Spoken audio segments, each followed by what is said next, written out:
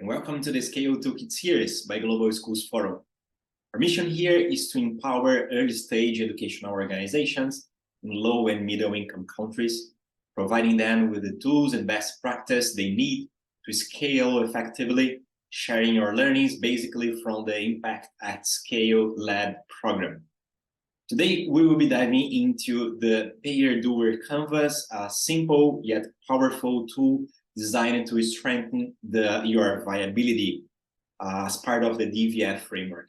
Again, for those unfamiliar, DVF stands for desirability, viability, and feasibility. And the DVF framework is central to our approach, outlining the fundamental components that can indicate if your organization is getting prepared for scale. If you haven't yet undertaken a DVF assessment, we highly recommend doing so. It can help you to reflect on your priorities and understand how this specific tool we're going to talk today aligns with your overall journey to scale. You can easily find it on the Scale Toolkit website. But for now, let's dive in the Doer Canvas, and I'm going to share my screen and we can go through that. The Doer Canvas is a tool to refine and validate your key partnerships for scale. We are talking about two main topics of your scale strategy: the replication model, so who is going to replicate it in scale, and the second one, funding, so who is going to fund you for this large scale. And with these two questions, we are going to ask you and reflect about our key assumptions behind it in order to test and upgrade our strategy. Why doing so? So basically to stretch your reasoning about really scaling up. So you might already have a strategy in place about your distributional model and your funding model. But going through that, you can also reflect about other possibilities or even stretch a little bit more your current strategy, understanding what you need to validate and learn more about it in order to upgrade it. So basically, you have two questions here. Who is my most probable doer at scale? We're going to clarify this concept in a while. Who is the most probable payer at scale? And then you have this reflection about the key assumptions behind it. So basically, what is a doer at scale? The doer, you can have, for example, in the first phase, in the early stage of your solution, you can have one strategy of replication. Most commonly, you have your own organization delivering directly to your customers, your users. And then in a second moment, you can reflect about another strategy better suited for a large scale model. Basically, you have four options. First one, your own organization. So basically, you rely on your own growth in order to reach your users. You can have numerous NGOs or business replicating your solution. And of course, you have trade-offs here in terms of probably is easier to replicate when you have others taking care of the operations of it. But also you have less control and you have to guarantee that you have in place the mechanisms to assure quality for the end user, for example, or even alignment with your replicators. And you have the government as fourth solution. We have a number of GSF members that works with governments, and also you have some trade-offs here, of course. And probably you're going to, you can check out our case studies as well in order to dive a little bit more into these trade-offs. So for example, you have La Baia Foundation that works with governments, you have Kidogo that works with numerous business, and you have Rise Academies, for example, that works with replicating as with their own, especially in the school model. And you can listen about that from them.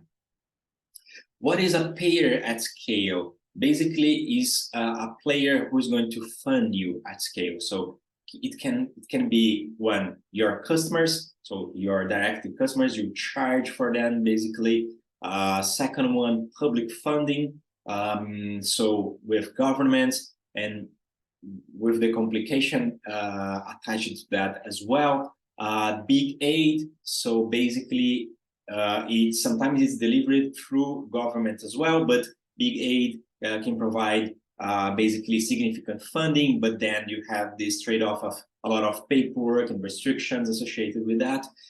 You have private philanthropy, a big range of the type of foundations you can find out there. And basically, it can be complex, can be challenging for you to navigate, but you have access to some opportunities as well. So you can reflect about what is best suited for your organization, right? So just to clarify a little bit, we're going through an example.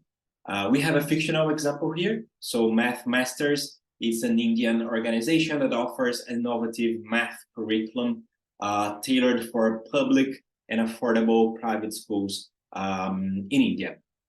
Basically, they have developed this curriculum, this approach, and they reflected about what is my doer at scale. They understood that basically they are betting on numerous NGOs replicating their model. So why is that? They have the understanding of there are numerous NGOs working in India, especially on with the public schools, and they understand that basically serving them with their model and their materials, these NGOs can be more suited for delivering this last mile approach with teachers and students directly. And maybe they can explore having the government as also they do at scale.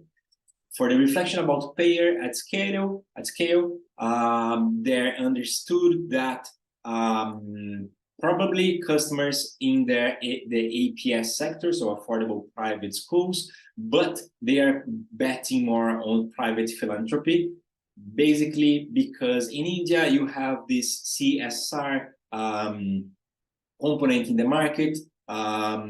Big companies are required to share more or less 2% of their net profit, and they have a lot of contact with local enterprises that are willing to fund this kind of approach. They want to test this possibility of funding at scale. So basically, having these two decisions, they go through the definitions of assumptions to test. So basically, I'm not going through all of them, but you can have for your payer, for your doer at scale, you can have the question, what is the main assumptions behind it? In their case, the key assumptions are they have a network of NGOs, so they can easily reach out these NGOs. They are out there, they are willing to accept and use a third-party curriculum development, right? So it's a key hypothesis to test. Also, second one is cultural sensitivity. So they understand that NGOs can be most better suited for making this operation with teachers and students because they really understand the context. They need to validate that. And the third one, feedback and iteration. So they are willing to validate and iterate the program, and they need to understand if adopting this strategy, they can receive the sufficient feedback for that. In the terms of their payer at scale, they have three main assumptions to test as well. So alignment with CSR goals. So are there a lot of companies aligned with their objective and willing to fund them? Visibility and branding. Can they provide the visibility required for these CSR projects? Long-term impact as well. So CSR in India, they understand that these companies are interested in topics that can deliver long-term impact for the country. Do their curriculum, their approach can benefit or can offer that? Is a question to validate. So basically, having this 6 main hypotheses about their strategy, they are in a good position to go validate, refine, and act more, right? So the first question, the first action here is to, again, validate your hypothesis. Use research, data collections, conversation, and basically pilot projects to test your key assumptions. Refine based on the results you have. So refine your assumptions, refine your strategy. And act Once you have a set of validated assumptions about your payer or doer, you are better able to scale effectively. I hope you enjoyed this tool and going through these topics as well can leverage a good reflection for you and your team. That's it. So now you have explored the payer-doer canvas. You're better positioned to enhance your strategy, specifically your viability with this tool. To gain a comprehensive perspective of your strategy, please revisit your DVF assessment scores. And of course, if you haven't taken yet, now is the perfect time to do that. It offers this holistic view we were talking, illustrating how tools like this one we're talking today aligns with your broader scaling objectives. So Global Schools Forum is with you in your journey to scale. For additional strategy tools, inspiring case studies as those we described here in this video, please visit the Scale Toolkit website. See you. Bye-bye.